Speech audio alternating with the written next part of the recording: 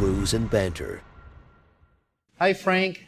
Hi, Dave from Bullfinch. We are at the location at Destiny, USA. Yep. Dave has been very generous to invite us over and allow us to do this recording, do the video. And Dave, tell us a little bit about yourself, and then we'll jump into the beers we're having. So I've been a professional brewer for about 14 years now, it seems. Holy crap. That's a long time.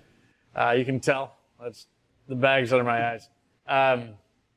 But yeah, I went to brewmaster school in Canada for 2 years.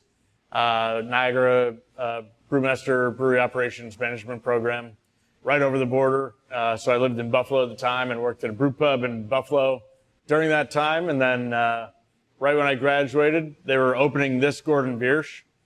So I weaseled my way into this job, and I got to open this.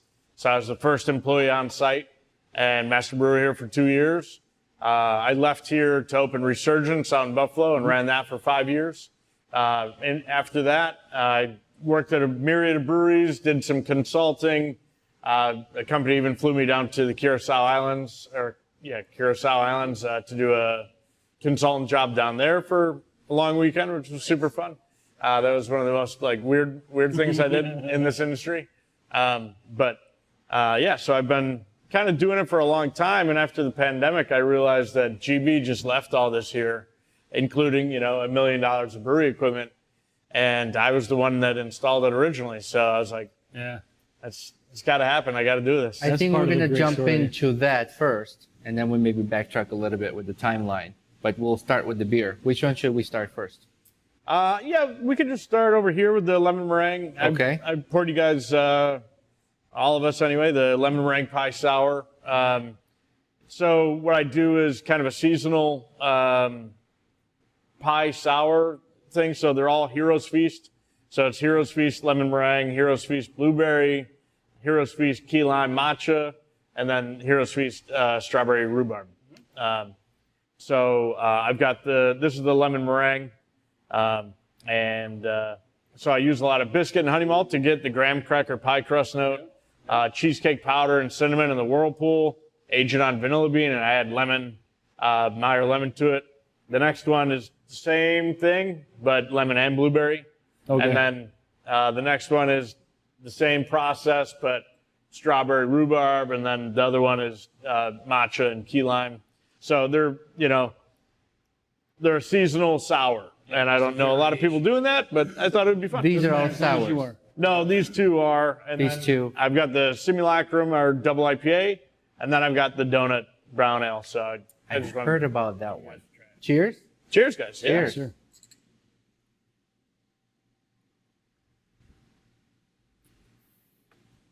Man. That's just like that key lime pie. It tastes just like, I know. It's like that. Just like it's supposed to, though. I love the aroma and the taste, how it matches. Yeah. I've had beers, sours including, where the smell is different to the taste. Yeah. And it kind of confuses me a little bit. I know. Because you expect that what you smell first, and it doesn't match. I like this. How this pulls like some moisture so on your mouth. Oh yeah. This and the key lime are the most tart, right? The blueberry is a little bit lightened by the blueberry, as far as the tartness goes. But they're all kettle soured, and I use a lacto blend that I like, and then once I get to the pH I like, depending on the sour that I'm doing, I'll boil it and kill it all and then send it to the fermenter. And these two are actually fermented with a Norwegian Voss yeast. It's a Quebec strain. So I ferment hot around 90 degrees and then let it just kind of go wild for a little bit. But all your sours are out of the kettle? Yeah, I do kettle sours every time. I've done mixed fermentation, and I've done wild, Belgian, lambics and Flemish reds and stuff like that. Ooh, at Resurgence, I had the space to do that.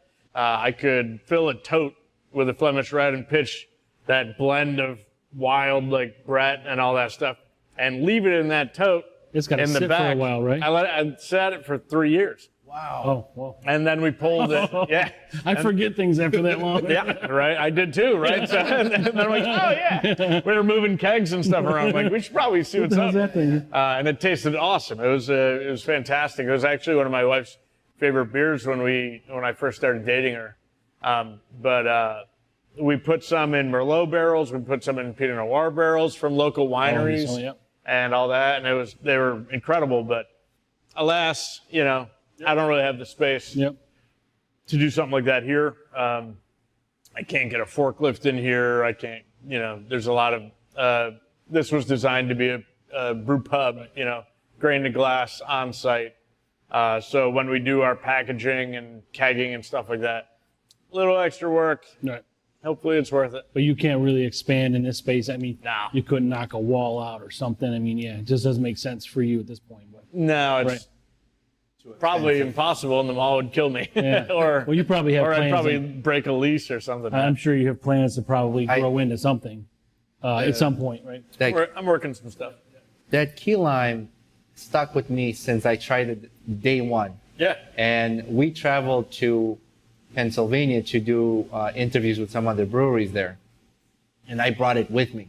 Oh, nice. Yeah. It was nice. Our wives had it, at the This dinner August, table. it's like 85 out, and that hit the spot. Man, for sure. and Oh, great. and the taste of the key lime pie, it's as if I'm chewing key lime. It's amazing. I wanted to ask you, like, how do you nail sours so like on point with flavors? Is it only sours like that? I mean, you can tell me when we get to the brown ale, you can decide, but it's about like layering the flavors, right? Like I know that there's certain breweries where they just, you know, make the same sour all the time, and then they hit it with a crap load of fruit puree and shit like that, which is fine. I put fruit purees in my sours and stuff, but they're not.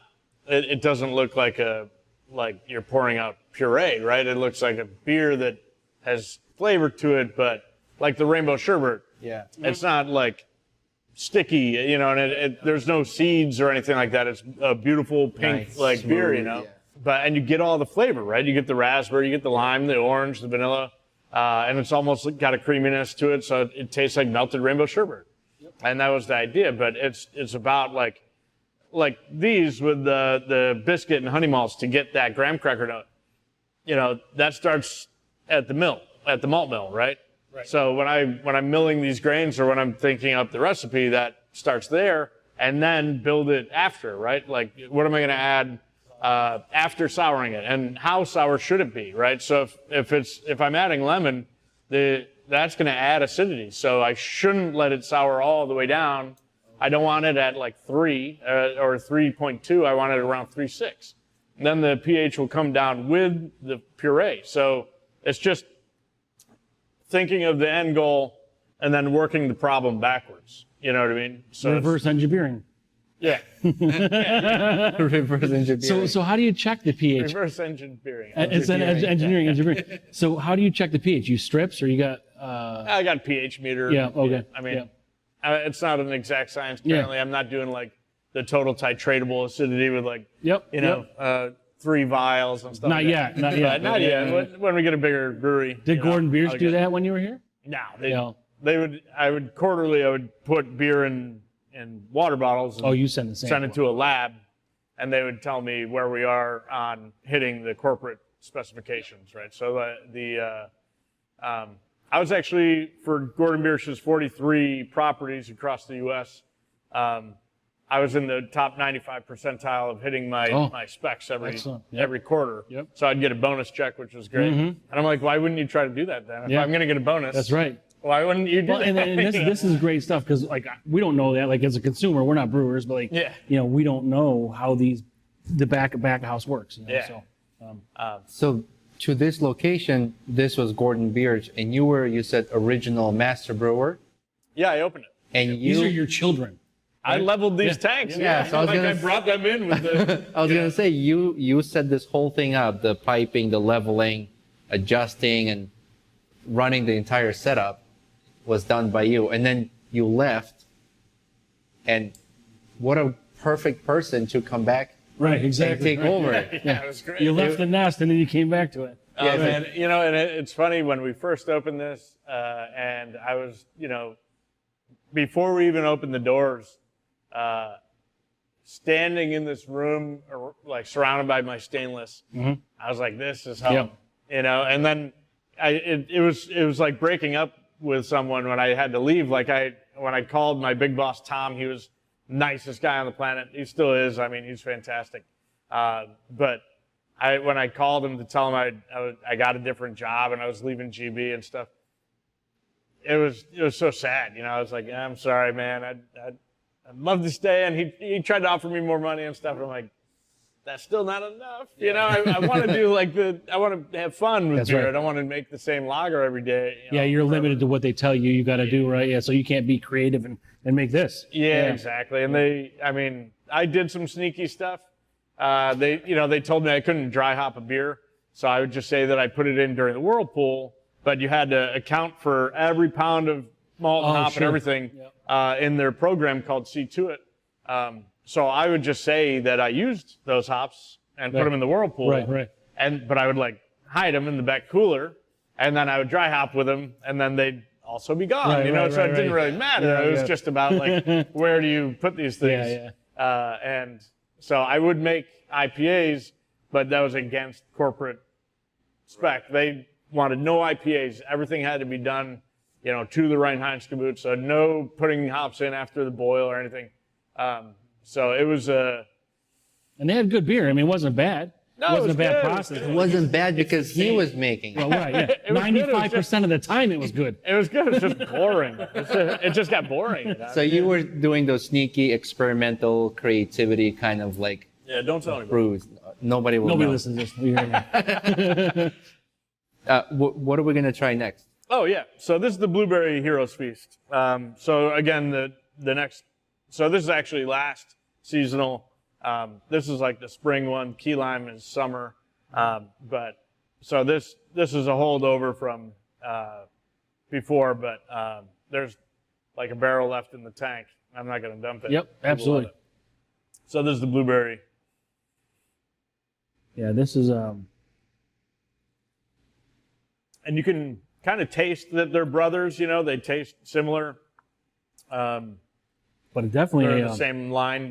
This one has that blueberry. It's a little higher alcohol, so I do adjust the malt a little bit each Heroes Feast, but I still do the same percentages, right? So if it's 20% biscuit malt, it's going to be they're the same. It's just bump. And how do you again, people don't really know that on the consumer side, but how do you you probably got a recipe book or something? How do you keep that? And then how do you keep track of your inventory? Is this an electronic thing, or it's in your head? Or man, it should be electronic. It was at GB, right? The C2 program. I'm familiar with that program. It tells you add this much and it shuts off. And right. Yeah, and you plug in what you got in inventory, and then all the time. But no, I just paper and pen. I go back there and I go, I got 10 bags of Pilsner, I got 10 bags of that, whatever. And then I think in the next 3 beers I'm going to make, and then I order based on that. And then I use the grain. I try to get down to 0.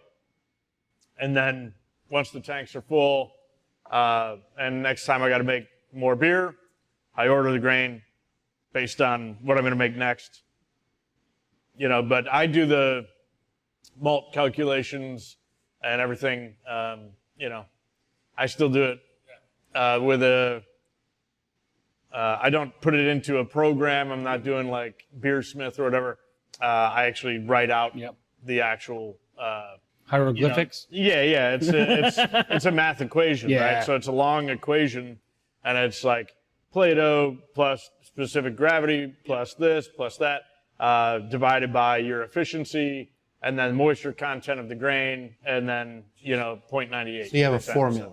Yeah, it's a formula that's been in a million brewing books. And same formula for all the beers, or each beer has their own formula? The formula is the same based on efficiency. The equation. You have to figure out your efficiency of the brew house, but I did that when this was GB. I already knew my efficiency here. Okay. I just did a collab with a guy, and he's like, my brew house efficiency is 75%. I'm like, I'm at 88 on this brew house, but it's the Ferrari of brew houses, you know what I mean? GB spared no expense, so I can get a lot of extract out of my grain. Well, like you say, it's small, but it's efficient for sure. Oh, yeah. But it's not that small. That tank, 20 barrels on the side, I can fill that to 20. I meant the physical space. Oh, I know. Yeah, it's tight. Yeah. No, you've got a lot of stuff in there. That's why it's so efficient. You made use of all that space. Yep. So you did a collab with, was it Bolero Snort? Yeah. Because we had that on the podcast. You had them on it? Yeah. You talked to Jared? No. We had the beer. We reviewed their beer on their got it. podcast. Yeah, cool. But we'll get to them. So Jared Lewinsky's one of my good friends, and he's the head brewer there. He went to the same brew school I went to, but he was a year behind me. So we sent these beers in to the U.S. Beer Open, right, which is a national competition. 9,000 beers are entered by 3,000 breweries. And he called me one day, and he's like, yo, congrats on the hardware. And I'm like, I don't know what you're talking about, man. And he's like, you won an award at the U.S. Beer Open. And I'm like, oh, okay, what did I win? And I didn't know. I just didn't follow. And he's like, yeah, you got a silver for the key lime pie, right? So I'm like, oh, how'd you know? And he goes, because I got gold. Oh, my God. Rub it in. Yeah, you son of a bitch. Yeah. All right, that's fine. So he ended up, I was like, well, then we got to do a collab. Yeah. You know, and so we ended up doing that collab as the blueberry cheesecake sour. So it's similar to this, but cheesecake heavy, you know, and it's like really, really fruity. Yeah, so this is also sour, but it is smoother and a little bit sweeter in the front, not as sour as this. Right. This is sweet and sour, like sweet and sour sauce. So, yeah. So you came back to your babies. In what year was it that you opened here? It'll be 2 years in June 18th, that we've been open. And this is the year 2024. So at least that was after COVID. You didn't have to go pretty through much that. After, you know, people's going out has definitely changed, like how often people go out and stuff like that. Yeah. But I think, you know, if we get to herd immunity and stuff like that, then maybe people start being normal. Yep. Yeah, for sure. So Gordon Beers, this was vacant for a while after they left? About 2 years. Okay, yeah. All right. Yeah. I got real lucky that the guy that was the brewer here when GB was shutting down, his name is Guy. Super nice guy. He works over at Meyer Creek now. But he's just a really, you know, he's been in the industry for a long time. He's an OG. Yep. And he's just one of the nicest people on the planet. And before they shut down, they were like, dump the beer, clean the tanks, get out.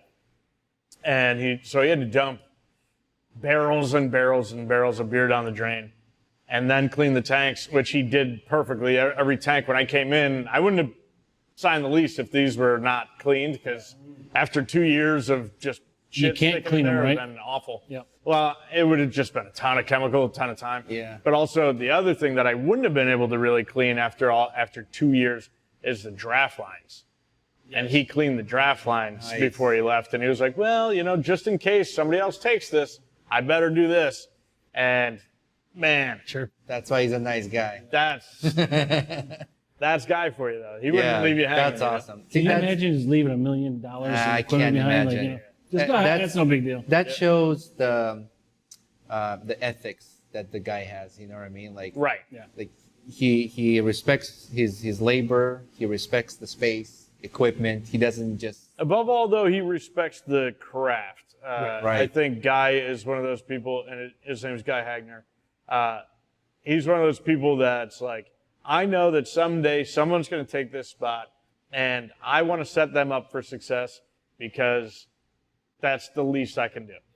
And really, in reality, it's the most he could do. And it was incredibly, you know, every time I see him in here, I'm like, what do you want, Guy? Like, I'm buying, you know, I don't care, it's fine, you know. Very generous.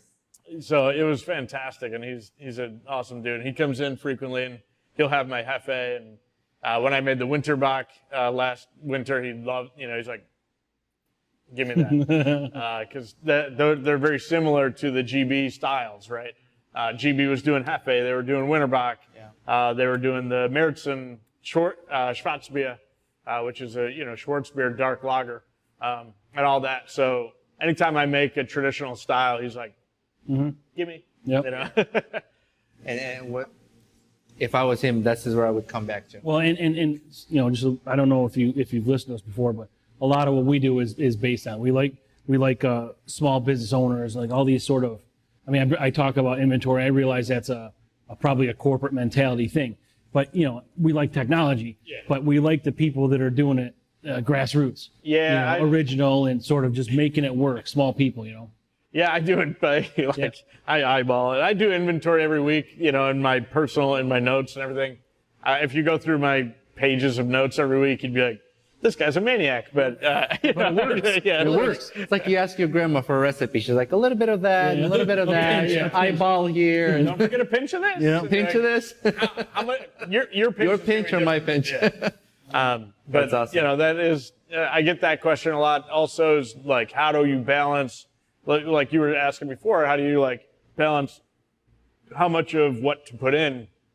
And it isn't an exact science or anything. It really is just doing this for so long. At Resurgence, I have to give Jeff props for that. When I was there, he was always like, what do you want to make? And I would tell him what I want to make, and then he'd be like, well, yeah, make that, but 5% instead of 10%, because I always had the maniac The idea. I'm test, let's do this. Rocket fuel. I love it, but no. Yeah. But anyway, so we made over 300 different types of beer along with all the mainstays, right? So we had the IPA, we had the Loganberry, we had the Sponge Cane Stout, we had the Sitmo and Head in the Clouds and all that stuff. But we made over 300 different types of beer, so we got to experiment a ton. And when you're doing that, certain things don't go in the boil because you're going to leach the polyphenols off husk of something, or and you'll get astringency and stuff like that. Or if you add too much of this, it'll be cloyingly sweet. Or if you add too much of that, so it's really about knowing those balances. But your grandma, she can take this much of something, and now that's an awesome fucking pie. But you're like, I can do that, and then you do it, and it's not right. You got bigger hands than grandma does. That's why. You don't know. Who knows? When you turn your back, maybe she's like, you don't know. So. They always keep a secret. They don't give you the whole recipe. That's what it is. And I mean, we're not different, right?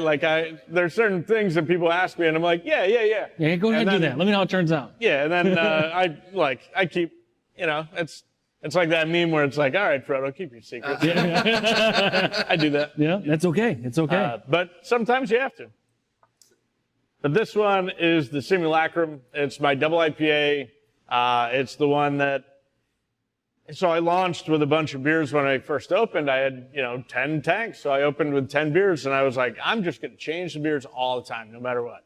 And I never thought I'd have a instead of a flagship or something. Flagship or anything. I was like, fuck it, just make new stuff. And then Prismatic and this.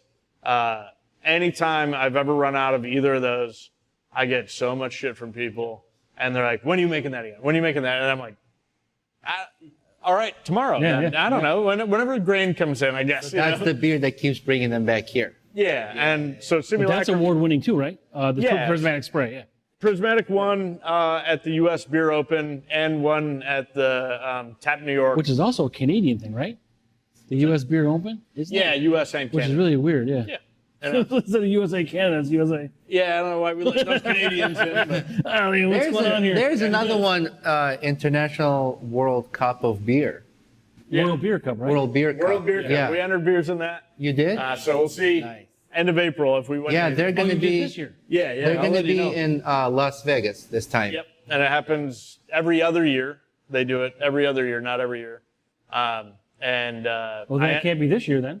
It is. Well, you just did it last year. You read it last year, right? That might have been from a previous year. Okay. Yeah. But trust me, I sent the beer in, so I know. Well, you won't know if you win anyway because they don't call you, right? I'll know. Yeah, right. No. Somebody, Jared will call me. Jared will be like, you son of a bitch. Yeah. Hopefully here's the gold, so. Yeah, right. So anyway, this one, won a state award at the Tap New York, which all breweries in New York are able to enter. This is, This is a good Citra Mosaic. Yep. 8%, but doesn't feel like it. Just nice and clean. There's that tangerine, apricot, mango note in there. Yeah, I get all that, right. I taste apricot. Yeah, Very and pronounced. it's all just the hops, and it's the fermentation, and I mean it's fermenting right now in this Oh, this tank is it, behind yeah. me. Yeah, I just made it on Sunday, and I put some hops in yesterday. You know, it's happening. So, you know, the trick of it again. The nice thing is that I do have the tutelage of GB and working at Resurgence, where if you make something, you got to be able to make it again. You know, even though I didn't want to, when we opened, I didn't want to make any beer that again. You know, I wanted to keep changing it. But if I have to make a beer again, I can. And it's good. I just didn't want to. But And you have enough taps to do that. Like you can leave a couple that are always similar. Yeah, and it turns out I love it. You know, I mean, I love this one, and I love the prismatic. I love people's reaction to it. People are like, I don't like beer, and I'm like, try this, and then they go, oh. Yeah. So that's always fun.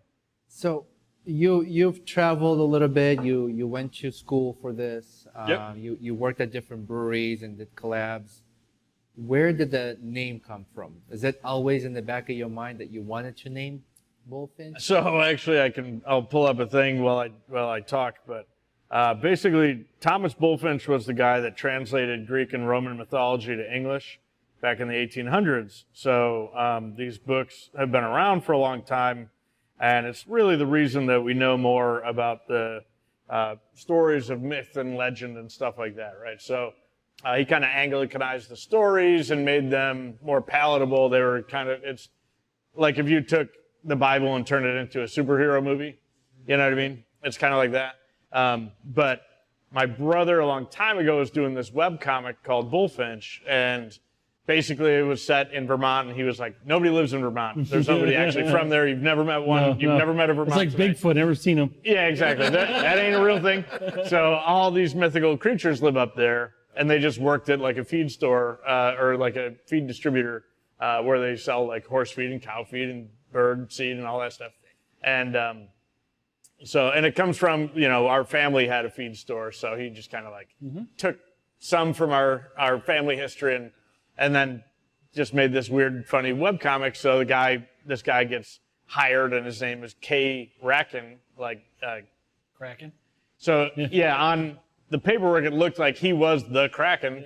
So he gets hired by this company called Bullfinch, and he gets hired by Gilgamesh. So all the people that work at this company are like fairy tale creatures from mythology and stuff, and they think he's the Kraken. So they're like, yeah, of course, we'd love to have a Kraken on board. So when he shows up, he's just a normal dude, and they're like, hey, Kraken, welcome. And he's like, shenanigans. So the labels, I've talked to you before, and your brother is the one the graphic designer brother. Yeah, I can't draw for shit. Who designs this. And I love all the mythical characters and that theme that you have going on with the beer. So I love when brewers put the artist's name on the can. Yeah. Do you put his name on the can? He has it on there. It says Lightning Head Design. That's like his personal thing. But I've told him a million times, and if you ever watch this, Tim, I told him to make it bigger so you can like see it. It's got to be on the bottom, like larger of each label. And I've tried to tell him, but he's like, I'm like, dude, code. Come on. QR code. We have QR codes people on can there, scan it. but those go to our website.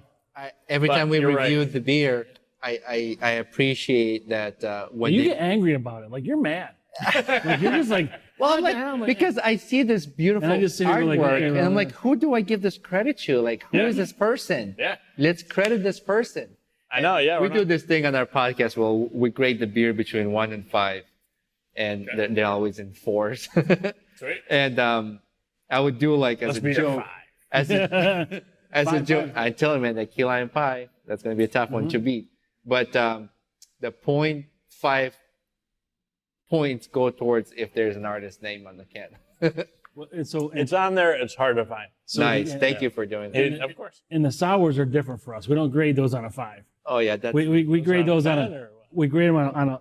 So, this is not a family show. So we call it SPB, and so we called it shitty, perfect, and best, right?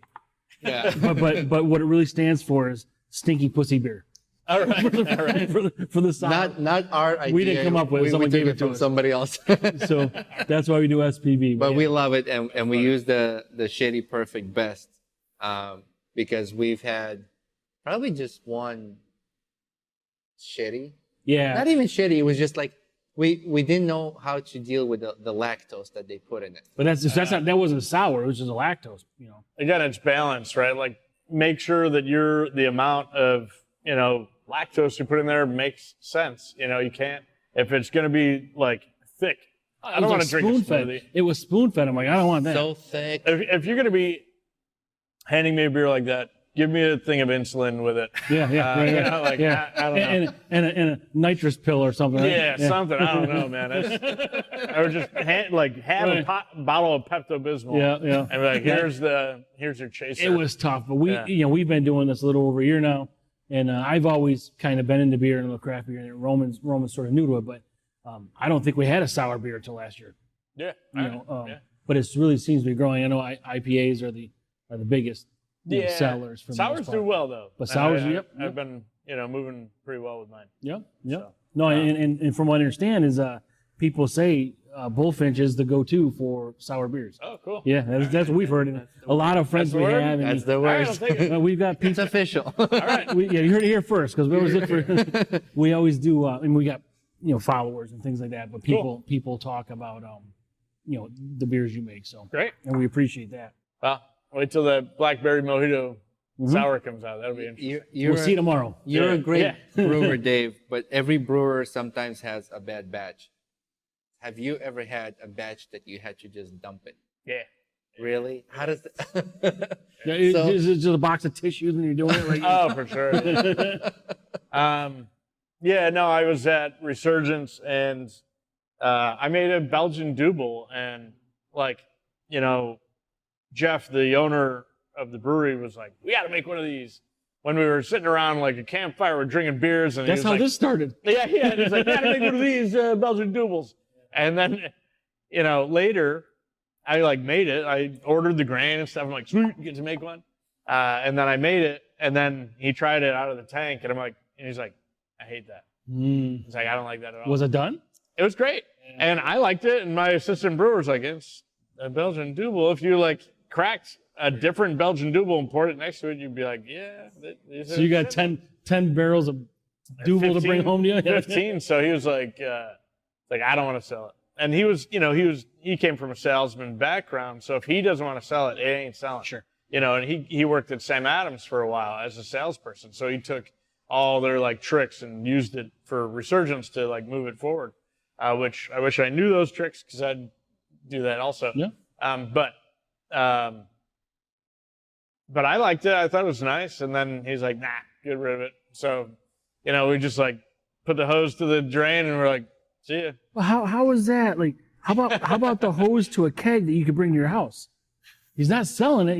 If you had your it's own just keg, gone. Man, he would have let you do it. But Probably he doesn't want his name behind it. It came from Resurgence. He doesn't probably get rid of it, get rid of it. No, I get it. But I'm like, it's good. It's just you don't like it. I appreciate quality for sure, and nobody in this industry, you're never going to give a shitty beer that's not approved by you. Oh no, I get it. If it's not right, it's going down. Yep. See ya. That must be a tough feeling to just watch that just going down the drain. It's not. I mean, they say money down the drain. It's I'm sorry. I'd rather be pissing that than dumping that. It's really, really, ironically funny because I had my, cucumber pickle sour, and we put in cucumber and pickle, and I put dill, actual dill sprig in there. People loved it, but it didn't sell very fast, right? And I needed to get a serving tank open, and the only thing that was low was the cucumber pickle. I had 2 barrels left, and I'm like, you're going to die today. So I had to I dumped the last 2 barrels of it, and everybody freaked out. My servers and bartenders were like, no! Slow motion. I had to get rid of it. Yeah. But I'm like, see ya, I had the next beer that had to get going. And then the funniest part is that every week somebody asked me when that beer's coming back, and I'm like, maybe I'll make it again, but it moves so slow. Like, why, you know, it's hard to justify making a batch of it when there's people that are ravenous about it. They love it, but it moves so slow. Like, how do I dance on that line of like, do I bother to make it for the people that love it? Because that's one out of like 100 people, or do I just let it disappear into the ether? Do you can everything you make? Every beer or no? No. How do you decide? Or is there, I don't know if there's something with storage issues or something like that. Or No, I mean, you saw my cans back there. It's like whatever I can, whatever I feel like. You're also running a business, so you have to make sure what you're producing to sell. Yeah, one or two people might not be happy with it, but you also have to keep this business running. You got to survive. What financially you makes gotta sense. make money for sure, right? Well, and I want to make, new beers too, which is the other problem. I have weird ideas percolating in my brain all the time, and then I'm beholden to the tanks in the back. I got 10, and I'm like, and I don't have very many kegs, and we just signed with Third Space.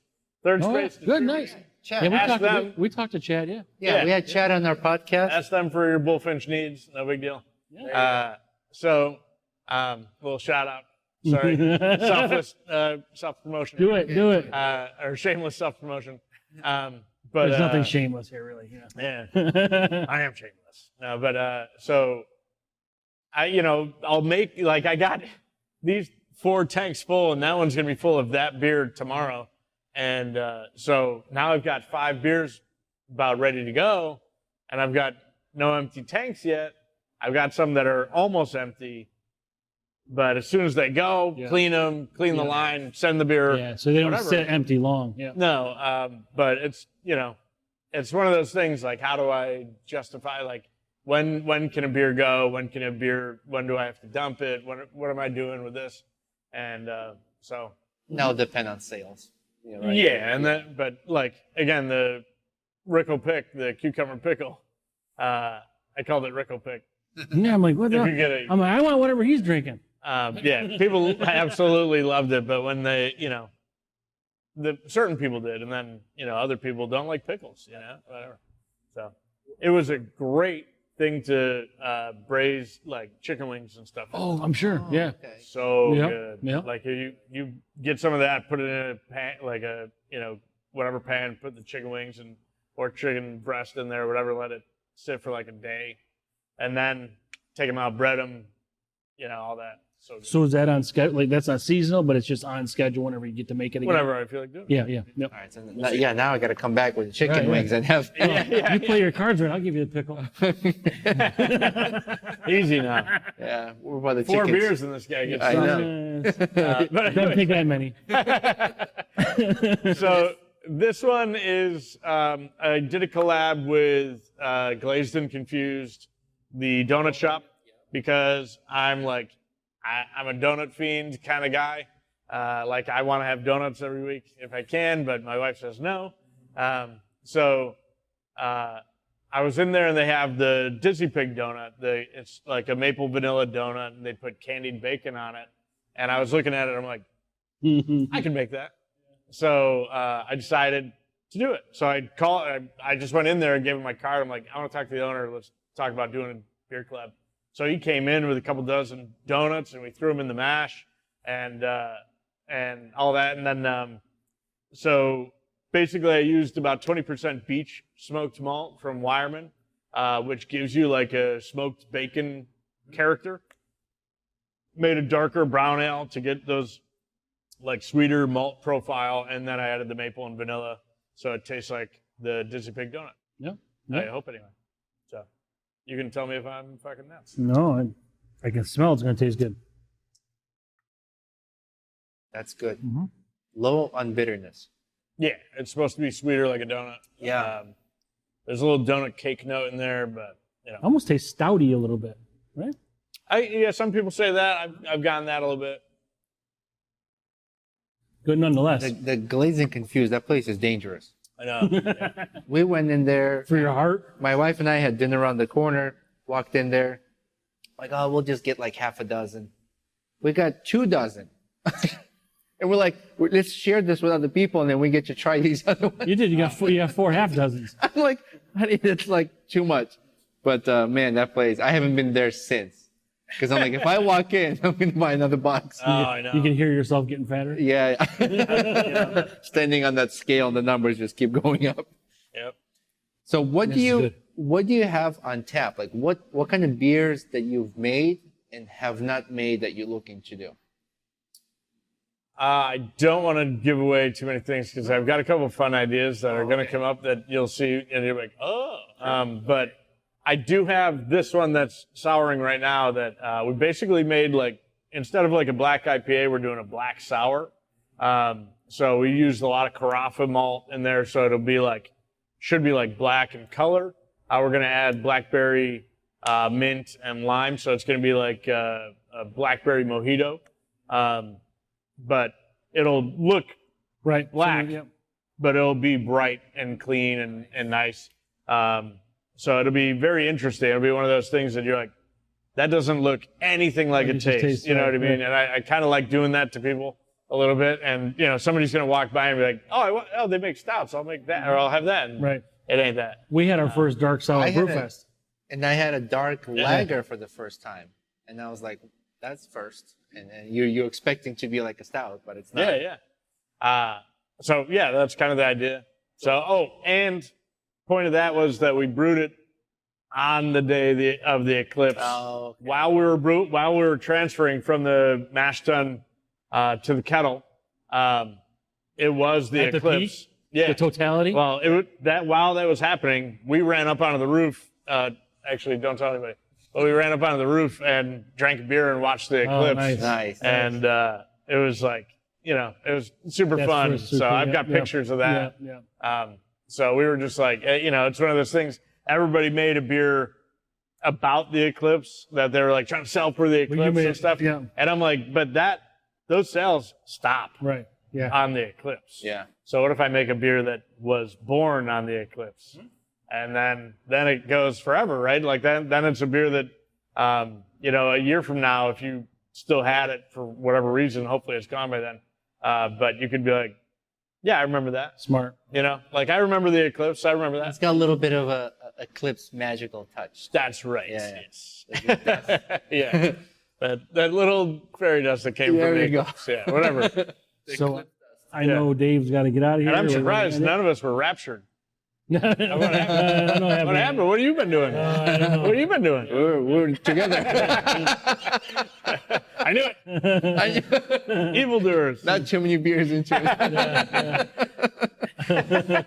So, Dave, I love how your personality translates into your craft of beer. It's like that's you. Well, it tells a story for sure. Right? It tells a story. Keep doing this. Keep it weird. I love can't weird. Unique. You got to keep it unique. Can't help it. I will only be here. Please do, because that's where like these beautiful tastes are born. And I'm looking forward to coming back more and trying all these new beers. That you're an amazing brewer, because like Frank said, the word spread. Sours are this is the place to be. Oh, cool. But not just for sours. Do come back here and try other things, because Food. Yeah, food. Dave's got great. Yeah. Dave's got a great history. You know, when we get into it, maybe on another podcast. But his history, what he's gone through, what he learned, he came back to this is his baby, and I'm hoping that in the future, Bullfinch is gonna expand. Maybe not here, maybe new location, and I'd love Not your waste from the donuts. yeah, not your waste. Yeah. Well. And we'd love to be there and cover 43. it. It's not getting any less. Oh yeah. But let's thank again, and Dave, Hey, cheers to a long friendship, Yeah. and we appreciate you. I So you appreciate want- you guys Thank you coming. very much. Absolutely. Anything you want to plug and promote before we cut it off? Oh, and boy. stuff? Try the Born on Eclipse sour soon. That'll be on in a few weeks. Actually, we're going to release it for the 2-year anniversary, which is June 18th. But we usually celebrate it the week after, because there's another brewery that has the same anniversary, so we do a week later. And the guys that we did the collab with is McGraw Box down in Cortland, and they have a tap room McGraw North up They here. just moved here, right? Yeah, up on Right, Brewerton. yep. And we did that. So it's a collab with us, and Mike Petro was here for that. And their opening date was like June 5th, I think. So our 2-year anniversaries are like 2 weeks apart. So we're like, every year we're doing a collab. Last year we did an IPA. This year we're doing this Black Sour. So it's going to be super fun. Good. So check that out. Check them out. Say hi to Petro if you think of it. And Excellent. Come to Bullfinch at Destiny USA and try out delicious food, delicious beer, and keep supporting New York breweries. Also, check out Lightning Head Design. It's my brother's graphic design company. He does all my label art and my logo, and he's incredible. Absolutely. Shout out to him as well. Thank you, everybody. Perfect. Thank you. Till next time. Sweet.